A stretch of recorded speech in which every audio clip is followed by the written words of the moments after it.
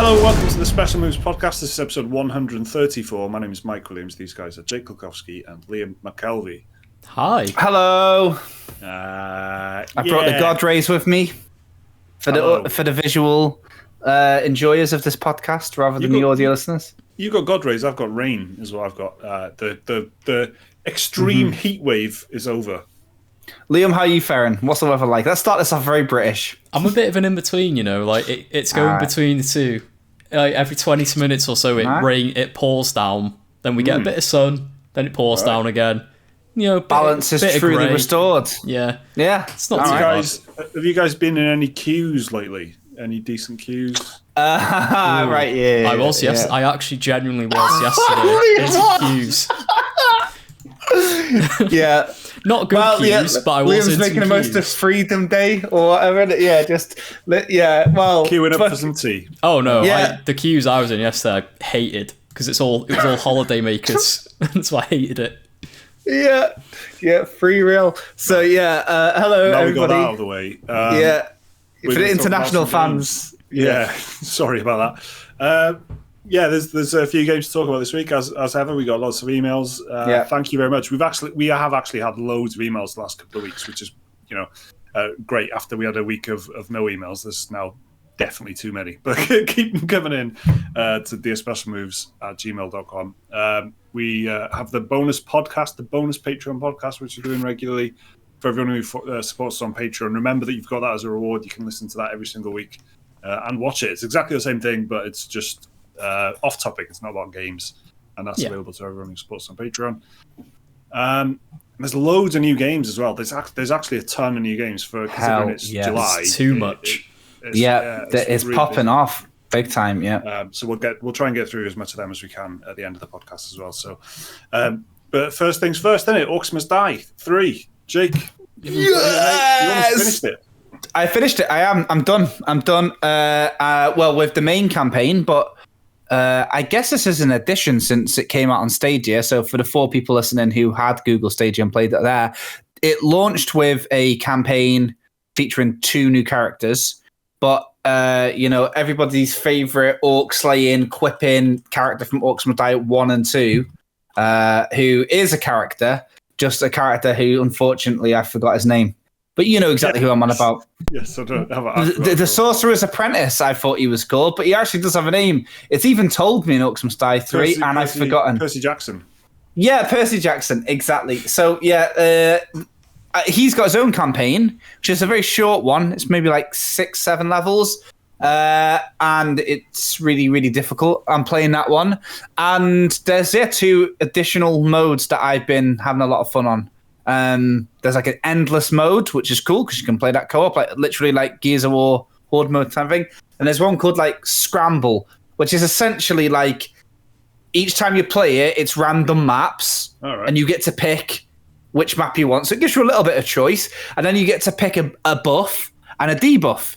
And then they carry on for the second level. And if you can manage to beat 5 levels in a row, then you win. So it's cool. So I'll give you an example. It's like your standard Orcs Must Die affair, which I'll talk about in a second, but with maybe, I don't know, when you headshot somebody, you get money. Or the debuffs can be like every round archers spawn, or orcs have double health, and they will carry on all the way through. So Orcs Must Die, if you don't know anything about it, by the way, it's I suppose it's like an action tower defense game. I guess that's the way to describe it. The closest thing probably is Toy Soldiers, if you've ever played that, except you can actually move around, and it's more of a complicated kind of map. The levels are usually like a series of corridors that are, they intertwine, and there's bridges going over corridors and stuff, and it's a kind of action, because you're either shooting or melee attacking the orcs, as well as setting up traps and setting up allies, archers, knights, and shit like that. You want to know something actually that's quite funny? There might be people that recognize this or know it, but in fact Fortnite started off as a bit of an Orcs Must Die clone, believe it or not. They were making Fortnite, originally called Fortnite Save the World, and it was a mode where you built your fort, and then at night swarms of enemies came, and you used a mixture of third-person shooting mechanics like Orcs Must Die and trap-based tower defense like Orcs Must Die to save and fight off waves of enemies that you could do with friends. And then development for that was taking a while, and they tacked on a free battle royale to Fortnite whilst they were in development of this, and that ended up blowing up, and now Fortnite Save the World doesn't even exist. But Fortnite came into being as them doing a little bit of an Orcs Must Die rip-off, I've got to say. Like, when you look at it... complete rip-off. It was more like an open thing, wasn't it? It was more like an open area, and they just all swarmed at you. Yeah, because you had to build the fort, didn't you? Yeah. So, yeah, Orcs Must Die is wave-based, and each wave you get... most waves, you get an opportunity to plan and set out your traps, and then you can unleash the horde. But although in some levels, depending on the situation, 2 waves might just have like a 10-second cooldown between. It's co-op, it's 2-player. I actually played it with Tom, who's one of our patrons. And yeah, it was his first time on Orcs Must Die. We played a good 6 or 7 levels together. It's way easier 2-player. I don't know if it scales. I really don't think. When I was playing it, I wasn't feeling at all that it scaled. I haven't played any of it 2-player yet, and playing Orcs Must Die 2 recently, that was pretty tough, right? We were on the later levels. It got tough in comparison to Orcs Must Die 3, I guess, but you felt like it was tricky even with 2 of us trying to stop them coming from different directions and stuff like that. It did have a good sense of challenge. It may very well have scaled, but what it is this was my first time playing it on console, so I was adjusting to that. And when you start, you don't have many traps. But then when I was playing co-op and I was starting the levels again, not only did I have a little bit of understanding of the levels, I'd seen them before a couple of times at that point, but I'd unlocked better traps. But I don't seem to remember there being any scaler. It gets pretty tough, though, and I'll tell you what, there's the new thing for Orcs Must Die 3 campaign is the war scenarios, which are massive, and I'm on about massive, 5,000 orcs in the level, massive scale battles, and towards the end it gets super tricky, especially if you're playing single player. There's 5 entrances, so unless you have to use barricades. If you don't use barricades, I would love to know how you're to funnel them around. You have to fill things out, absolutely. So barricades, they're like a way of funneling the orcs. If you barricade all of the entrances to the portal, which, by the way, if you really don't know what Orcs Must Die is, you're killing the orcs. What are the orcs doing apart from dying? They're trying to get to your portal from their spawn point, which is normally a central hub in the middle of the map.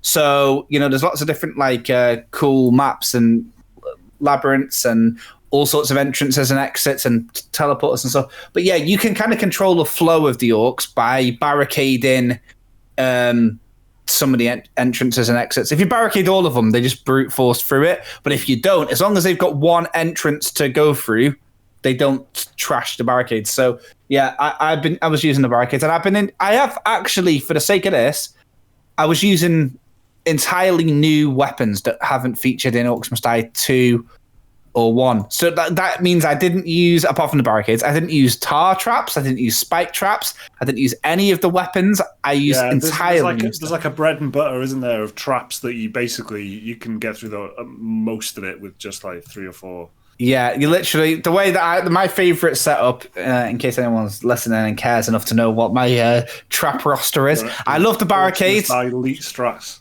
Yeah, I love the barricades.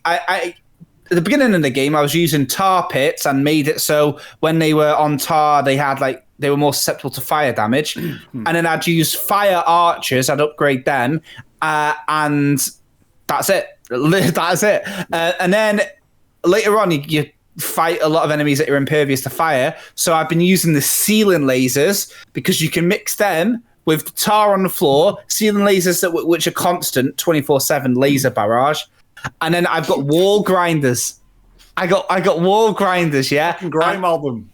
Laser barrage. Yeah, look forward to the EP.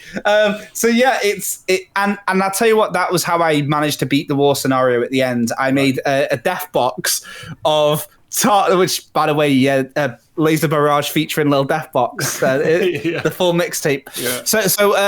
I use lasers, and what I like is you can get that synergy of floor traps, wall traps, ceiling traps, and then you can get there's like a satisfaction to it, like that the sort of efficiency kind of games that people really like to set up like systems. I've never actually played many of those types of things, but where you basically create like a hall of horror where the orcs have to get through with things slowing them down, setting them fire, crushing them, flipping them into the lava.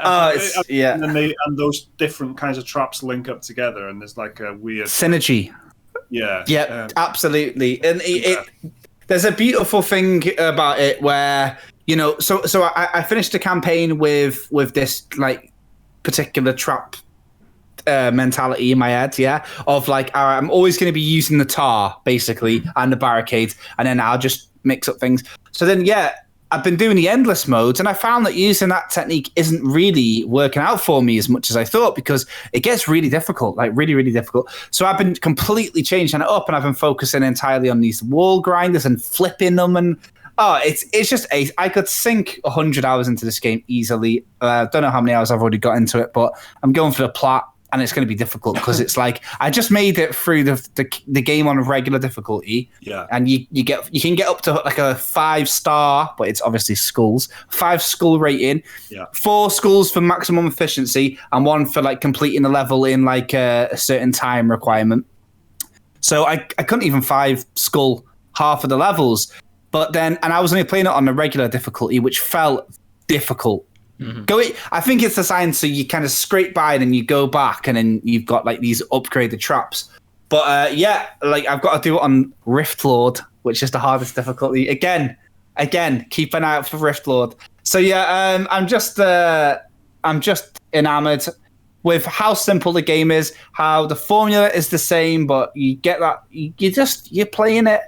I was playing it with, like I said, I was playing it with Tom, and it's just he's like, fair play, this is fun. Killing the orcs, they didn't get really boring, fun. It's really fun. The PS5 version is the PS4 version is good, but I played so much of Orcs Must Die 2 on PC. I was kind of missing there's like a snap to it when you're using a mouse. Yeah, that's clicking it and firing the shotgun is sort of surprisingly satisfying, which I feel like I'm missing that a little bit, but.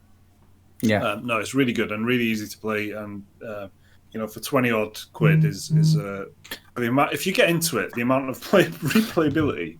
Yeah, exactly. Honestly, yeah. So that's Orcs Must Die 3, which is really fucking good. Finally, I'm so happy because it was on Stadia, wasn't it? It was a Stadia exclusive originally. Yeah. And I thought I was never going to play it, but I'm glad to finally get into it. Liam, what have you been up to, man? I have been playing Samurai Warriors 5 mostly, which came out yesterday. Yeah, yesterday. The review's out for it yet? They only just came out. Yeah, I think it's rocking about 78 on the minute. Oh, okay. Which is on the higher end for the for the Warriors games.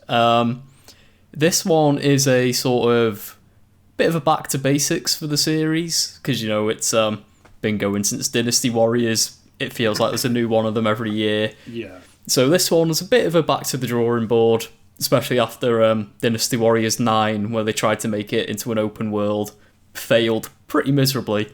Yeah. So Samurai Warriors is, instead of being Chinese history like Dynasty Warriors is, it's all Japanese history. And this one it's a bit of a prequel. So it takes place, as far as I remember, before any of the other Samurai Warriors games, or like the bit of history they take place in. This takes place in the bit before them, and it's like the main cast of all the characters, all like their younger selves, how they're all like young upstarts trying to take over kingdoms and stuff like that. So what they've done with this one is they've drastically cut back on the amount of game modes there is. So there's only 2 main game modes now instead of like 17. There's Muso mode, which is like the story campaign. Yeah. And then Citadel mode, where you do it's a bit of a horde defense mode, where you fend off like waves and waves of enemies. In return, you get upgrades and materials, like upgrade your castle. so you can upgrade your blacksmith and your dojo and all that to get better gear, better upgrades, better mounts, all that sort of stuff. And then it's it's like the character roster as well. There's only 27 characters in this one, which sounds like a lot, but for the Warriors games, that's quite small. Usually there's like 50 plus in the Warriors games. So it was only 27 characters this time. They've stripped it all back. It feels very focused this time round. They've changed the art style as well, so it's like a cel-shaded comic book looking thing instead of being the sort of realistic looking 3D models. Yeah. And the whole thing is it takes place it's all about Nobunaga, Oda, I think. Famous Japanese like villain from history, and it's all the story about how he went from like young rebel leader to vicious warlord, and then his main rival, and you swap back and forth between them throughout the story, showing like both their perspectives of like the same battles and stuff, but obviously like hit different sides, losing, winning, making alliances with other families, what's the combat like?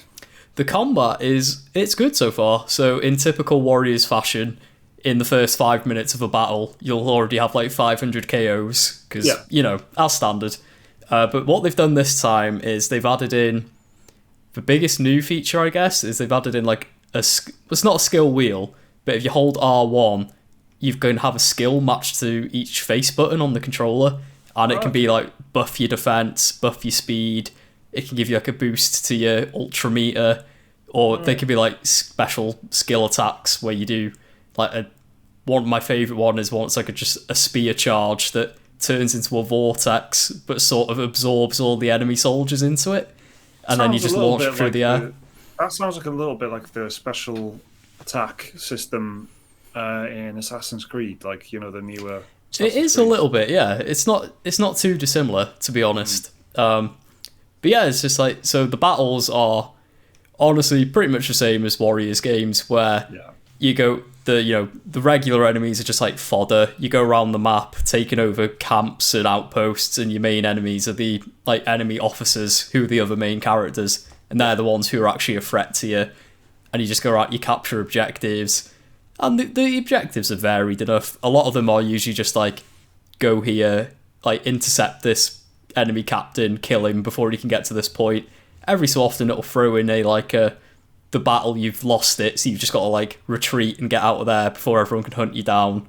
Or some of them like escort this character to this location so they can like open the gate for you and stuff like that. So the objectives are a bit varied, but I know like the Warriors games have got a reputation for being like mindlessly button mashy, which I don't think Samurai Warriors 5 is honestly gonna change anymore. If you have that opinion already, I don't think this is going to change it for you. But personally for me, I love these games. I play them all the time. I play all like the spin-offs, like the Hyrule Warriors ones, and even the Fire Emblem one. I played that. They're just games that I really enjoy. They're like my podcast games. I can like put something on in the background and just go win a giant battle for feudal Japan. It's fun. I'm sort of surprised that there aren't more spin-offs of it, really. Like, imagine a fucking Lord of the Rings one or something, or just like a Jedi one. I can see Lord of the Rings one, though, might not sit well with some of the fan base. Oh, fuck them. Can you imagine Aragorn, like, screaming some, like, this is only a fraction of my power, while he, like, destroys 1,000 orcs? I mean, I'd like to see that, but... They already did, like, Shadow of Mordor and stuff, which is... in terms of upsetting a fan base, the sexy Shelob and all that sort of stuff. Oh yeah, it's probably more. We've said before, haven't we? It's the Aragorn fucking piecing together Andoril on the fucking battlefield. Well,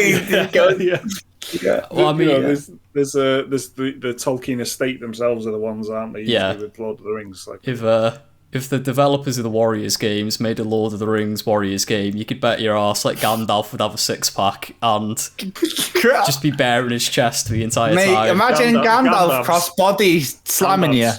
My God, Gollum would probably be like turn into like a Sailor Moon looking girl. You never know. Yes. All right. Yeah, Liam, you're going to make me act up, man. Like this Samurai Warriors shit. Every time Liam says, I get a bit closer. This, what was it? Hyrule Warriors Age of Calamity you two were talking about. Or what? And I was like looking at it, and then I looked at the, it was like 15 frames a second or something. Yeah, that one was pretty rough. That's one is what's the performance like on this? And also, like, the pop in and stuff is the thing that I've not liked historically. The I don't know what you call them, the scrubs. The mobs. The mobs just like pop in. like popping in everywhere. The scrubs. Yeah, it's I've not noticed it, to be honest. I'm playing it on PS5. It's only like a PS4 game. There's no like native PS5 version. It is also on Switch, Xbox, and PC. I don't know what the Switch version's like. I imagine it's probably a bit compromised, but there is a demo for it. If anyone is interested, there is a demo for Samurai Warriors 5 on every platform except PC, I think, because I'll play PC players get screwed over for demos for whatever reason. But it's like, it looks good, and I like the new art style. I think it suits it really well, because it's already basically an over-the-top anime manga game. So the graphic art style really suits it, I think. Well, to be brutally honest, I think, what you're doing on YouTube, if you're not being brutally honest, like, Spamming kids. Here comes a brutally honest opinion.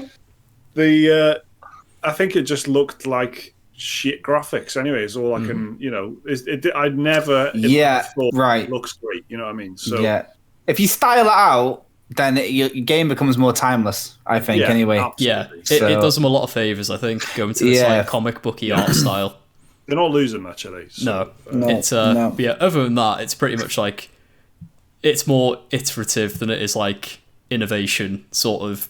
Yeah. It's they're just taking the foundation they had, improving it in whatever ways they can. Admittedly, not that different to the older games, but it's one of them, if you're on board with the series, you'll like this one, I think. Yeah. And I really appreciate... I know there's some fans online who are not happy about a lot of the roster being taken out, a lot of the, but to me, I think a lot of it is like filler stuff, to be honest. Yeah. And they will inevitably release a Samurai Warriors 5 definitive enhanced ultra mega edition, because they always do. Like, without a doubt, they always do. I've already played it for like 6 hours, I think, and I only started it this morning, so I've played it for like 6 hours today. I'm having a really good time with it, and I want to play more.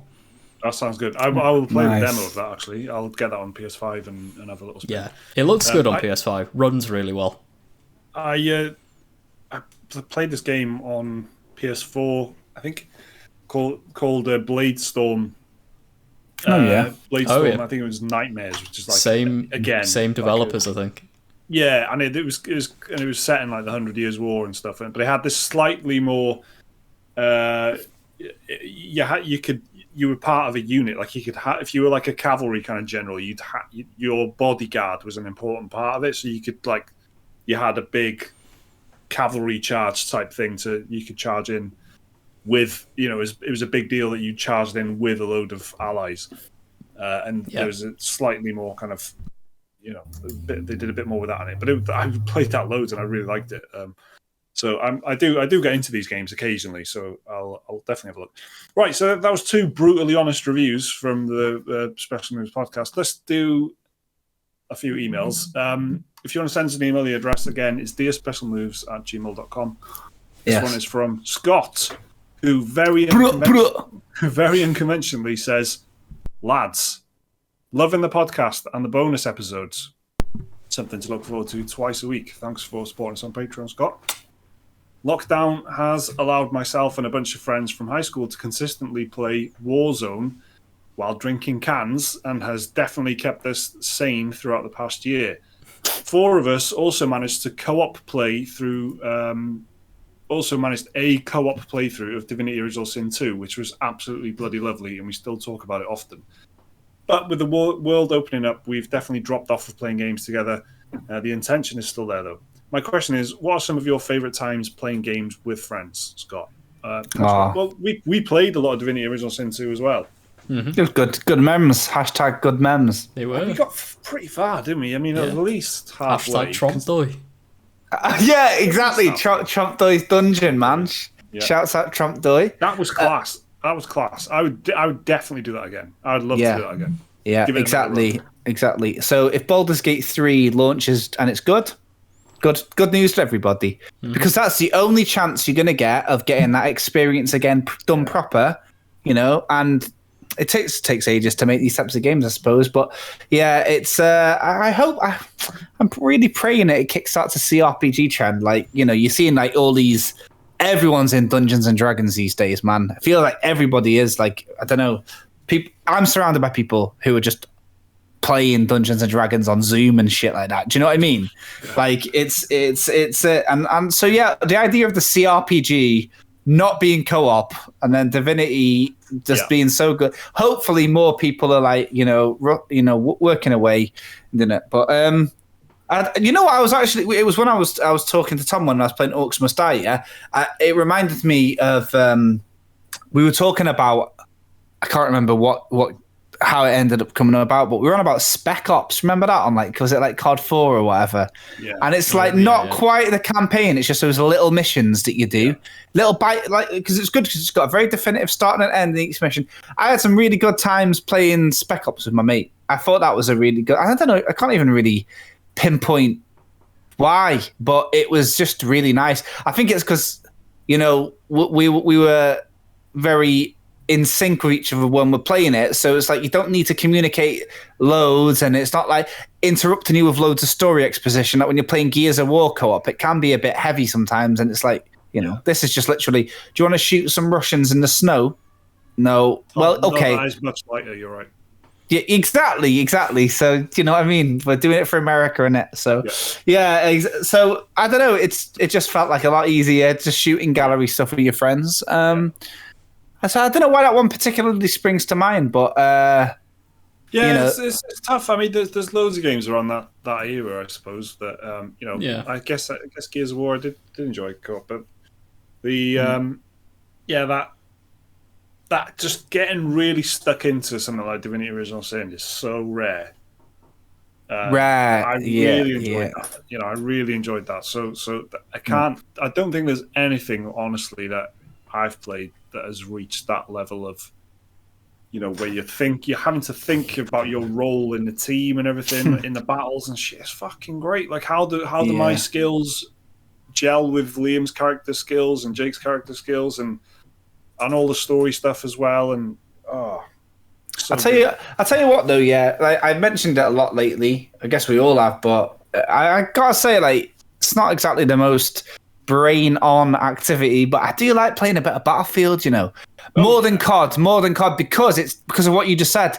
I just think, all right, Liam's assault, Mike's support, I'll just go medic, and just, last time we played, we were changing up our classes, and it's a bit of a shit show compared to when we're just all fully fucking, you know what I mean? So when we're all like the real army, very much, you can't. Absolutely, exactly. You can't give it a sniper and LMG, can you? Well, I don't know, but that's the sort of. This year, though, the game that I've had the most, when I think about like what I had the most fun doing, is Valheim. I didn't really play a ton of it, but every time I played it with 4 different friends.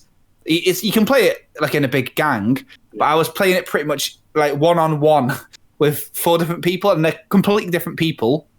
And each time it was really, really good because it's like one of them where you can like chat away on Discord and you're doing something as well. So you felt like you were hanging out still, but like you got this like, and the Valheim background, they got like this clarinet and it's constantly rainfall or tree chopping sounds. So you got this like a bit of like pseudo ASMR shit going on, and you're just chatting with your mate, and it's like really good.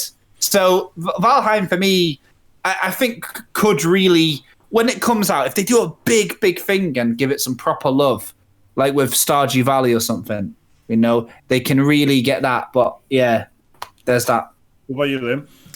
Oh, yeah, it's pretty much the same as you, Mike. Like the sort of golden live, the golden days of Xbox Live, sort of that era of, Modern Warfare 2, Bad Company 2. I played a lot of Red Dead Online, the first one, with friends, in high school. Yeah. And all we did was like go in the sandbox online world and do the most stupid shit ever. Like we didn't actually like, do like the gang hideouts or anything. We just like made our own fun doing like stupid shit, like getting the wagons and seeing who could jump it the furthest off the cliff and stuff like that. Yeah. And seeing like if you could live and stuff like that. And then just wandering around the map doing stuff, and then having like a friend just come out of nowhere on a horse when you thought they were in Mexico, and they just come and tomahawk you in the back of the head because they can. And just stupid shit like that. We like, but yeah, all the while on Xbox Live Party Chat, just like just chatting shit, just like talking about whatever teenagers do, and then just messing about in Red Dead Online. They were like 360 was the best, wasn't it? You know, for that's probably my fondest like gaming memories, like online gaming memories. To be honest, the correct answer for me is split screen, innit? Lord of the Rings, Two Towers, and Return of the King on PlayStation 2 is probably playing it with my brother and playing it with my school friends in the same room is fucking ace. So that's that's probably my answer. But the worst is Fallout 76. Me and Liam played Fallout 76 on the day that it came out. We did, yeah. I'd say I had a nice time. No, you did. You think? No. You may think you did. We got pretty far into it. No. It was relaxing, and it's because it wasn't apparent.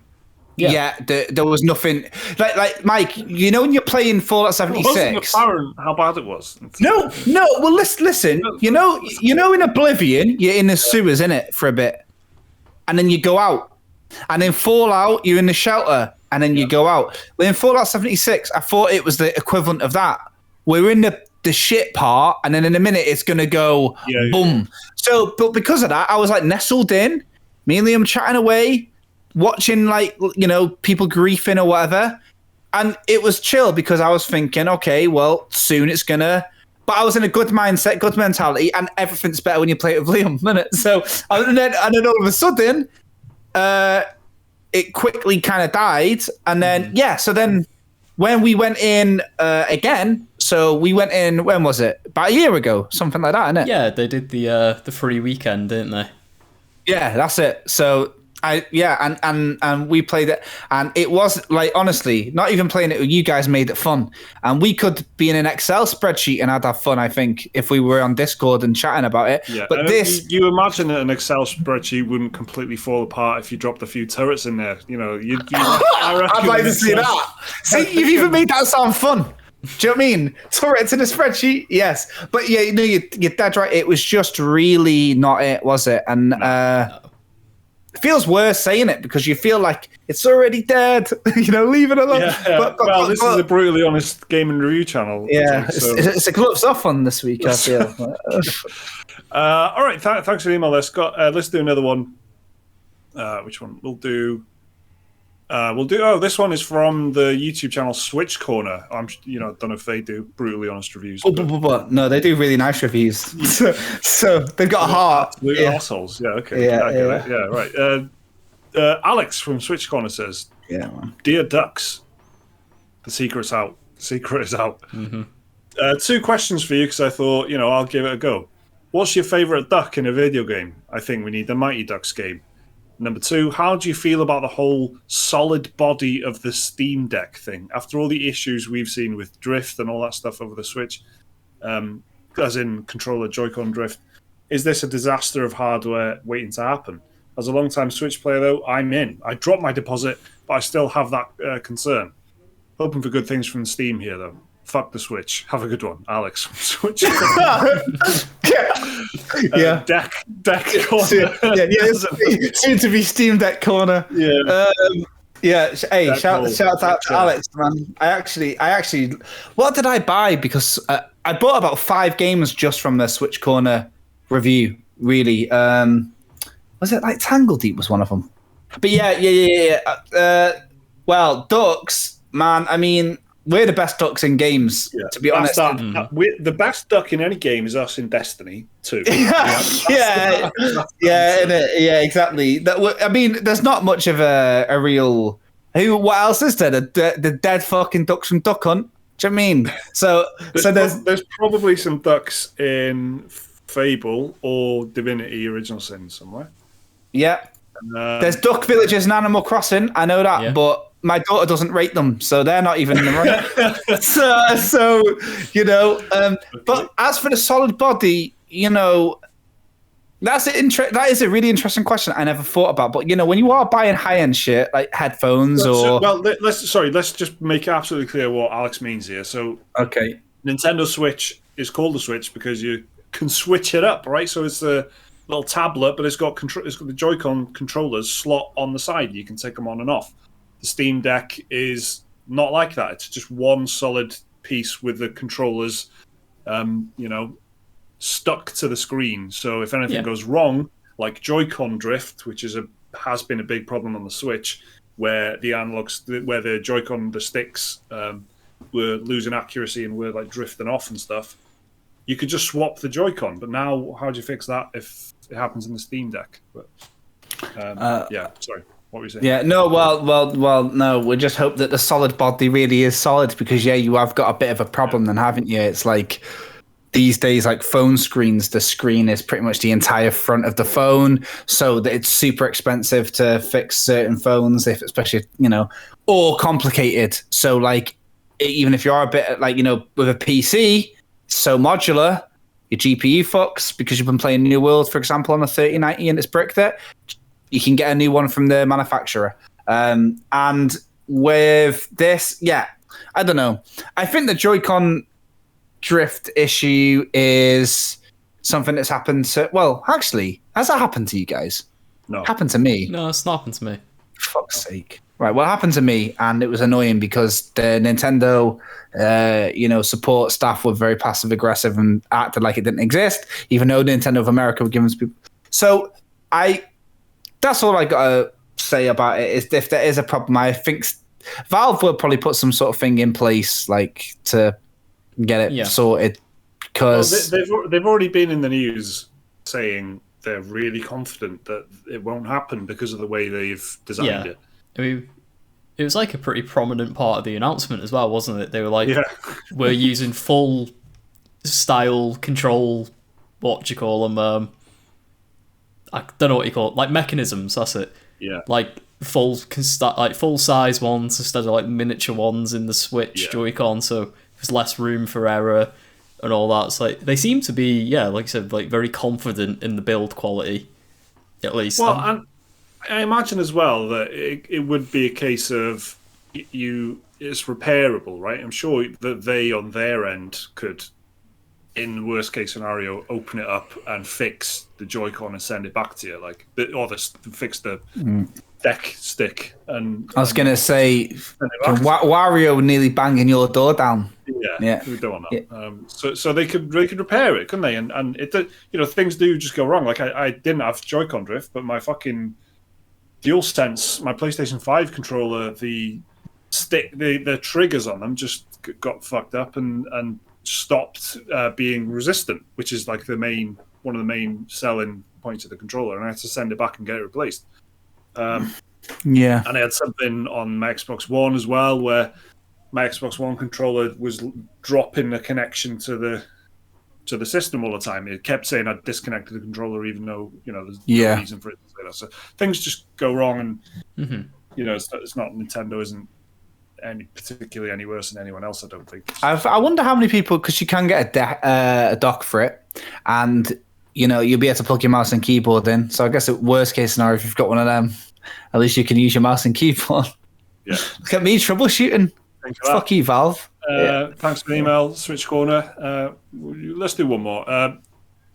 This email is from Jonathan, who's a 32-year-old Northern Englishman living in Scotland. Good. What's your star signs? Guys, I want to know what your sun and moon signs are for the next one, all right? We're getting a lot of information. It's actually, I take that back. It seems like a data harvesting program. It started off like we want to know your job, then we want to know where you're from, and now we want to know everything else, isn't it? But anyway, Jonathan... Jonathan says, "Dear Special Moves, I am a new dad." That's, again, information. Yes! Use that. Let's go. Yeah. Congrats. Previously, my gaming was often days apart due to work and social occasions.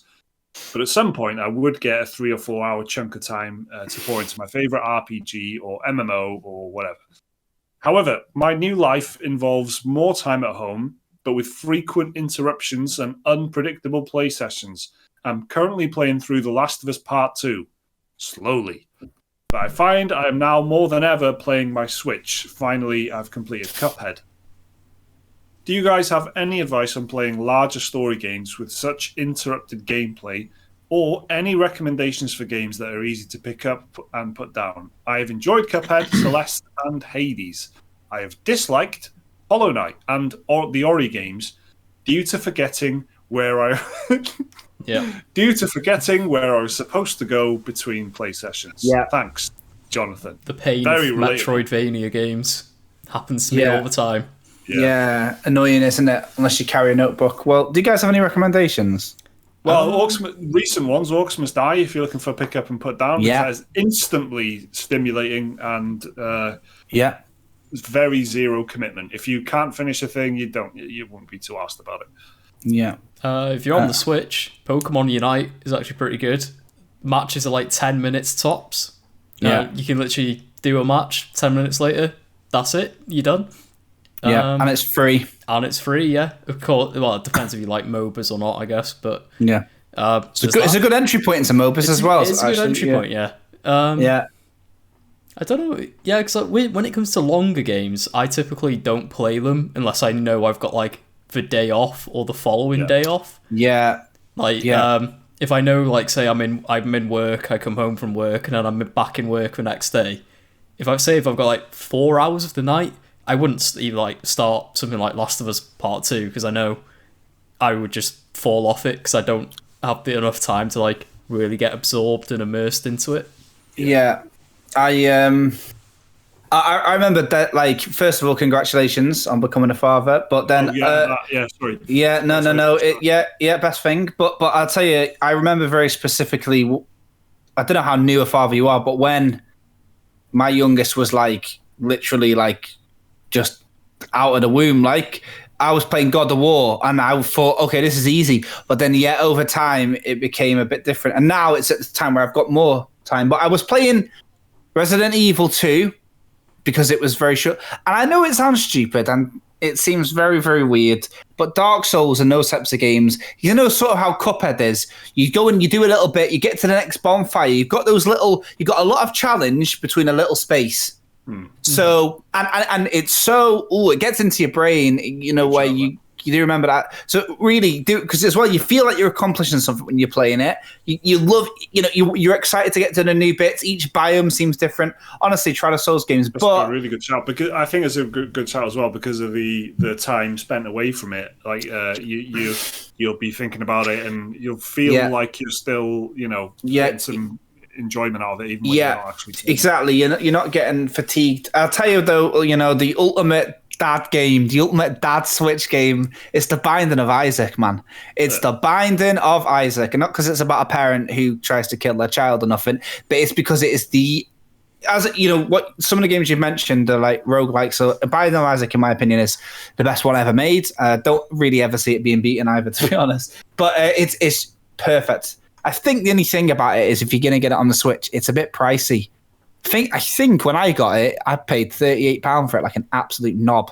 But I think now it's on, you know, it goes on half price sales and stuff. But yeah, you know, it's worth a gamble picking it up on Steam if you've got a PC for about £1 or £2, checking it out.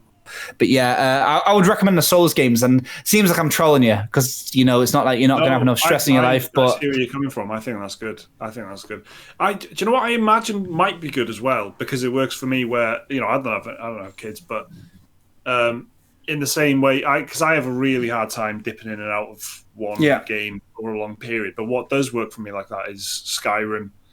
Because I've been playing that slowly for ages, where because it's so not very intense, except when you're in it, you just clicks instantly. And it doesn't overwhelm you with shit like a lot of other games of its time. No. Really clear and sort of. And the journal is really good for it as well.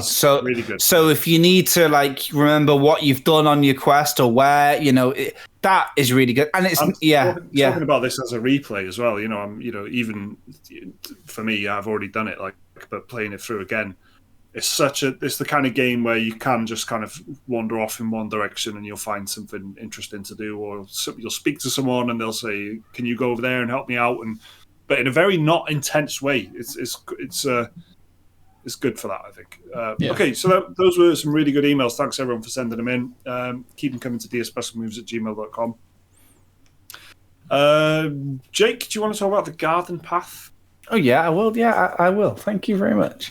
Yes, garden path is it's still in the works, but there's a public demo, so I figured it'd be enough to talk about it and warrant a discussion.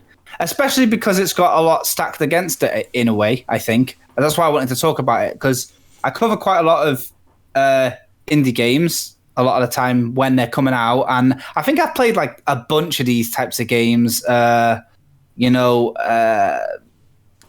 life simmy, farmy type stuff. It's that ilk, right? So everything I'm going to say about it at the very beginning seems pretty reductive, but the reason I wanted to talk about it, because it actually is surprisingly, it holds its own, because you got Graveyard Keeper and you got what's it called, like My Time at Portia, and you got Story of Seasons, and you got Stardew, and you got Animal Crossing and Mutazione, and you got all these games that have got a beautiful art style, and it's all about relaxing, and there's lots of pastel colors, and hey, take it at your own pace, we're not killing people here, and a lot of it, I don't know how much of it's been directly inspired by Stardew Valley, but it certainly feels like it's kind of a bit of an easy one to smash in the indie scene. Yeah, because you can get a lot of nice reviews by just doing some very simple variations on a very strong theme. But I've played a lot. I played Mutazione, that had a really good art style, the closest one to this. And I played Cozy Grove recently as well, which came out, and I was really disappointed by it. And I'm always looking for a game that kind of has that same thing. I think everyone remembers, or everyone who enjoyed Stardew remembers that first feeling of when it connects with you and you go, oh, I'm onto something here, And maybe if you're older, you remember how that felt when you played the first Animal Crossing on the GameCube. That's, to me, the first time I remember playing something like that. But this is one of them, bit more of a lava lamp type game, like Dwarf Romantic or Islands that we talk about on the podcast a lot, where it's... I feel like it's more of a meditation when you're playing it. Do you get what I'm saying? You're not going on there. I read the description after you said that you'd played it, and it did seem like it was going to be a bit more like that, because the description is a bit more kind of artsy and nebulous, and it doesn't give you the kind of gamer kind of description of here's what you're going to be doing, here's the type of genre it is. It just says what kind of feeling you're going to get about gardening. Well, that's exactly it. Yeah. So I decided to play this because in the bonus podcast, I talked about slice of life anime, and it was quite funny. And I saw that this game was described as a slice of life game. So I thought I'll play it for the meme and we'll see what happens. But I'm actually quite surprised. I don't want to say disappointed in myself, but, I'm bordering that feeling of how much I bought into it, because you read in it and it's very flowery, borderline self-indulgent, how it's talking about the feelings that you're going to feel, and it's talking about whimsical herbal tea things that an ox will sell you and stuff like that. And it's okay, cool, well, what do you fucking do in the game? But then when you go in there and you get into the game, it's kind of well, if I say a sandbox, in your head, you kind of think, I cut down trees and blow stuff up like Just Cause. But no, it's one of them games where it's a bit more open to do what you kind of want. If you want to Stardew Valley, you can play the whole game and not talk to anybody and just do farming. Or you can play the whole game just buying and selling and talking to people. Well, this, I feel like what I wanted to do was just focus on more of the crafty stuff, not cutting down, but picking brambles and stuff like that, and trying to make tea. But I could have I think this might be doing a disservice to anyone listening, and if I'm wrong, but from what I understand, you can talk to a lot more people than I did. I think that seems to be the vibe. I played it over 3 days, and there was a little day and night cycle, and I think once a month in real life is a year cycle. Sorry, 1 month, I mean, in real life is like a year cycle in the game. So you've got that season thing, like how Stardew Valley does it, but that does it based on in-game days. Animal Crossing is, of course, linked to real-life days, where winter in real life is winter in Animal Crossing and blah, blah. And then this is a kind of weird little in-between where it's like a fast-forward but real-time style thing. So I thought it was cool. And like, this...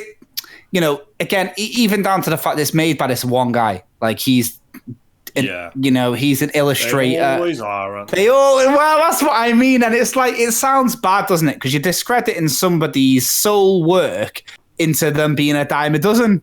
But it's because, people who are like, 10 years more or less our age are pretty good at this sort of thing. So like, it's like when there was a load of people doing folk music when Bob Dylan was around, isn't it? It's the same kind of thing. They're all good. That's just what I mean. But this is why I wanted to talk about it, because first of all, it's free. You can play the demo or whatever, and you can get enough out of the demo to decide whether or not you're going to get the full thing or not. And two, now I don't know if it's because I think it's been made by a British guy, because it's just got a lot of it. And this obviously doesn't matter to anyone listening from, outside of the UK, but there's a real nice feeling. There's something I really liked about the fact that it was like, it had this nice twee Britishness to it, but not like overbearing, it had a good sense to it like that. And I liked it. It felt like you're picking bracken up and things like that. Just things that felt a little bit more, endemic to like our local area, rather than like, hey, it's fall, let's go and fucking toast marshmallows on a fire or whatever fucking Night in the Woods style shit you do. I don't know. There was something I was, charmed by it against like all odds. Normally, you are very uncharmable, aren't you? Really, with this kind of stuff. Yeah, especially when someone's trying to be charming. And it's been written by a guy whose favorite. If this guy's ever looked at a synthesizer, I can tell you right now his favorite wave is a sine wave, because all the others are too harsh. This is a guy who owns a Rhodes piano and wants the world to know about it. I can tell right now. But let me say this. He is doing a fucking good job. Really, this game is like, it's pretty sweet. I've got to admit, what's even worse now is it's kind of devolved into me saying, he's fucking proving me wrong. But the game is made really well, and it's very cohesive, and that is the plus side of games being made by one person. Is when it's a singular vision and everyone has the full creative control. This could easily be self-indulgent shit, but I feel like it has been made to try and cater for lots of different play styles and things like that, and it works better because it's made by one person. So I'm really feeling it. And the thing that I haven't even really mentioned, the thing that did differentiate it from a lot of the others, is that it's got a very unique art style.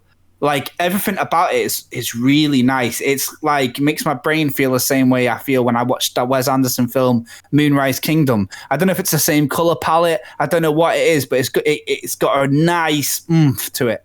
So, yeah, it's called The Garden Path. I don't know what their SEO's like, because it's some like itch.io demo and they've got a Kickstarter. But please try and find it. You put The Garden Path in, and there was like a Wikipedia entry for something about Garden Path. I was wondering about that. Are you going to get like a Wix advert? Like, do you know what I mean? Ron Seal or something? Was there a BBC One daytime series called The Garden Path? Maybe we should put it in the description or something in there. But it's on Kickstarter though, isn't it? So I've actually backed it because I played it. So I put my money where my mouth is as well. So I'm not just a fucking investor. You're part of the. I thought this is a brutally honest review channel. I don't get fucking equity in it, do I? Do you know what I mean? I bought it because I want it to do well, because I'm disappointed by how many games have tried to capture the magic of Stardew, and I think the thing that they've been missing is like I don't know if it's a singular vision, but I think it's like an authenticity that I haven't seen. And even Stardew's not authentic because it's ripping off Harvest Moon. That's what I was going to say. It's difficult. It's difficult to capture the magic without just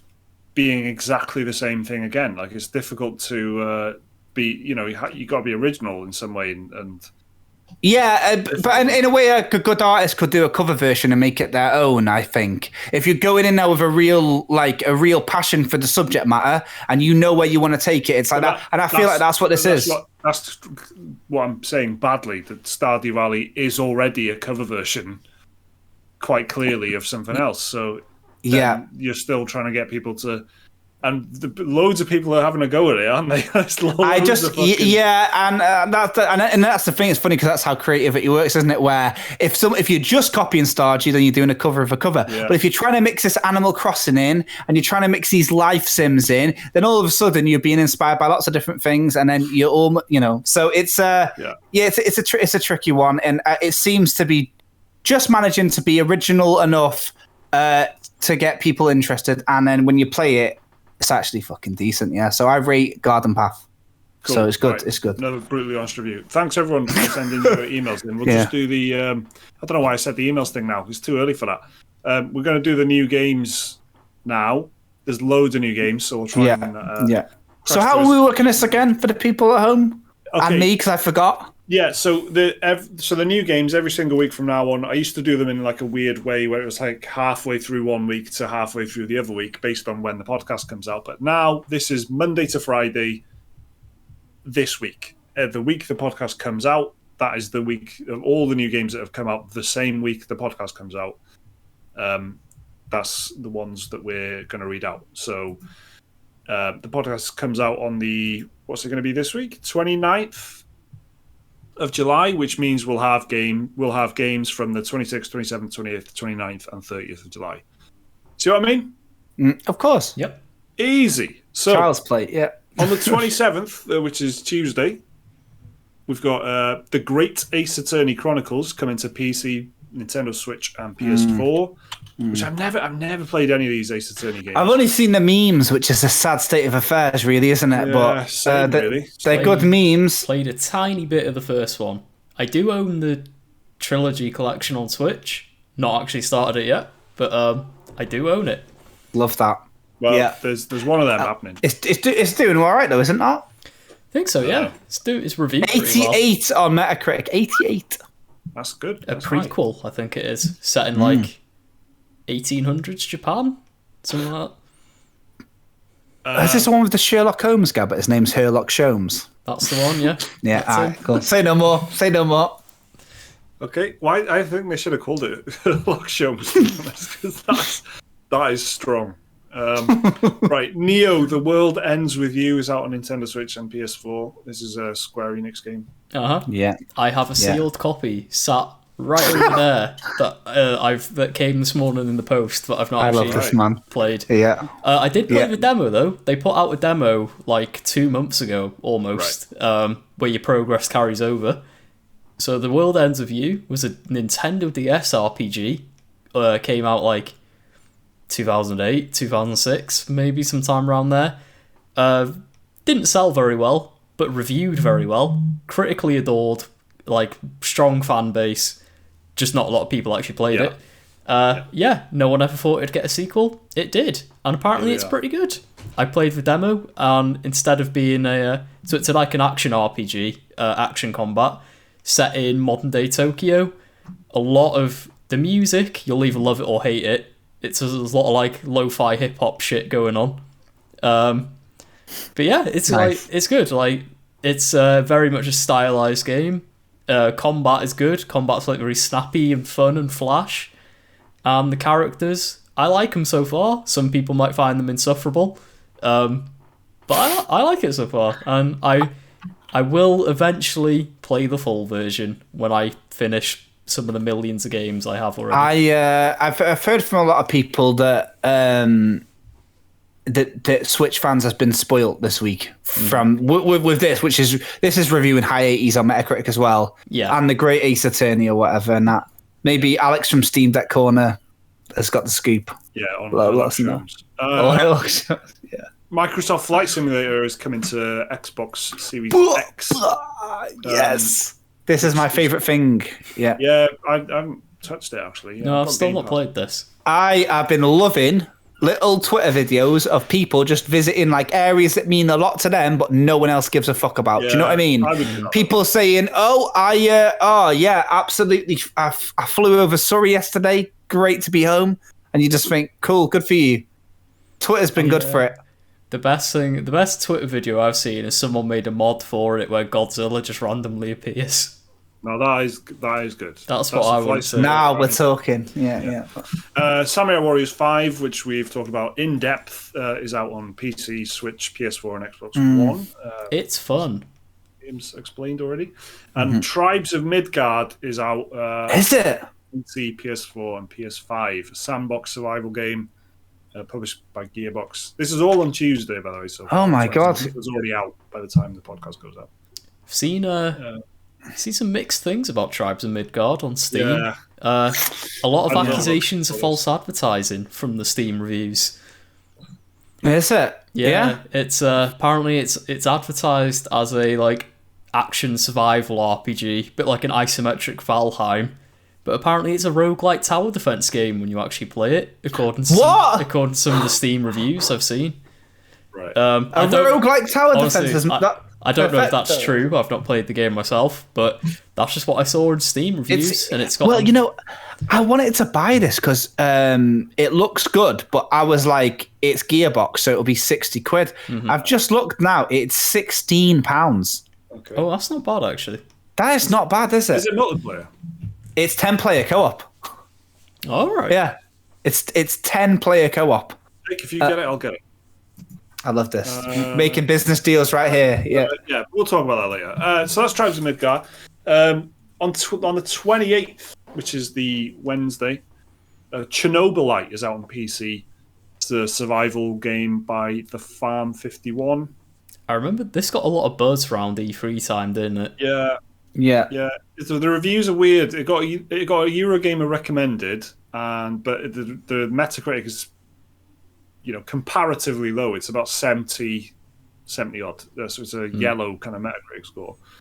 But I don't know. I sort of thought it looked good. I kind of like the look of it, but I quite like the look of it as something that is kind of just a different flavor of, what Metro is. And I do like Metro, so it sounds like I'm having a dig at it, but it does look alright. But then the reviews are kind of putting me off a little bit. Yeah, I bought Metro of the special PS5 version and played 2 hours of it and uninstalled it. So if I do want to be a Russian man with a whatever they're called, little clicky radioactive thing, I just play that, won't I? Or Stalker. Bad luck, Chernobylite developers. Jinx out. But I don't know. Yeah, I don't know. It's already dead to you. The fact that you're hesitating, you're never going to play it. I'm not going to get it. I might have looked at it. You might hover over it, like 2 years down the line in a Steam sale. Yeah. I'll watch some. What I'll do is I'll search Chernobylite on YouTube. Honest review. I'll see 3 thumbnails and I'll go, for fuck's sakes, and I'll just put it off. Yeah. And I won't buy it. So Unbound Worlds Apart is out on PC as well, the same day as 28th of July. It's a puzzle platformer. Do you know anything about this? Unbound Worlds Apart? I heard some really, really good things about it, actually. Yeah. From honest, brutal reviewers. I've heard some good things. There's only a couple of YouTube channels that I watch for reviews, and one of them was giving it the big and saying that this is actually pretty sick, but I don't know. The art style is incredibly off-putting to me, to the point where I don't think I'll play it because I'm a shallow man. Yeah. But I said that about Fire Emblem, didn't I? And look where that ended up. Yeah. So the 29th of July, which is the Thursday, the day the podcast comes out, there's a few games. The Ascent is out on PC, Xbox One, and Xbox Series. Oh, right. It's on Game Pass. Yeah, I'm going to give this a go. It's an isometric Diablo-style RPG, but set in a futuristic cyberpunky world with guns instead of swords and sorcery. Okay. Well, if my Game Pass subscription is still active, then I'll have a look at it. It gives me something to play on the Series X. Mm-hmm. Yeah. Blaster Master Zero 3 and Blaster Master Zero Trilogy Metafight Chronicle are out on the same day. So Blaster Master Zero 3 is out on PC, Switch, PS4, Xbox One, and Series X. And the other thing, the Zero Trilogy, is out on Nintendo Switch and PS4 only. I don't know anything about this, really. Metroidvania games they are. I've played the first Blaster Master Zero. It's good. It was like a Switch launch title on the eShop. Cool. It was fun. But yeah, it's originally a remake of an old NES game that's somehow been now spun off into its own little franchise. And there's a few more little things. Fuga Melodies of Steel is out on PC, Switch, PS4, PS5, Xbox One, and Xbox Series X. Tactical role-playing game by a company called CyberConnect 2. Oh, I know them. What happened to the first one? I was going to say CyberConnect 1 already taken, was it? Yeah. They make all the... Anytime you see like an anime fighting game, it's probably them who make it. Well, this kind of looks like an anime tactical fighting game. There's Sounds another game right. called Omno, which is out on PC, Switch, PS4, and Xbox One. An adventure game by a company called Studio Inky Fox, which is quite a good name. Yeah. Like CyberConnect 2. I know this game. It's been on my Twitter timeline for about a week. It must be because, I don't know, I must follow the PR guys or something.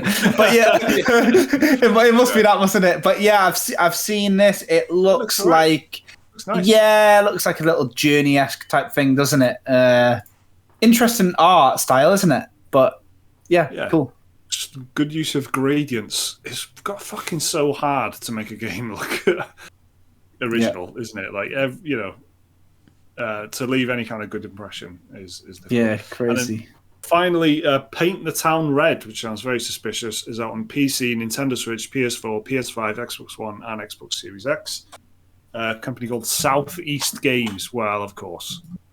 Paint the Town Red. What do you do in this? Let's have a look. I'm scared to Google this, to be honest. It's a chaotic first-person melee combat game set in different locations and time periods. Okay. The enemies can be punched. No, I need to read this. Yeah, the only other thing it tells you is how you can kill the enemies. The enemies can be punched, bashed, kicked, stabbed, and sliced completely dynamically. So there we go. Good news for all of the punchers, bashers, kickers, stabbers, and slicers amongst us. That's gaming, all right. So that's it. Those are all the new games. Loads of games there. We'll have plenty to talk about next week, I'm sure. Thanks everyone for listening and for watching this episode. We will have a bonus podcast for the patrons very soon as well. Keep your emails coming in, as ever. Keep supporting us on Patreon. See you soon. Goodbye.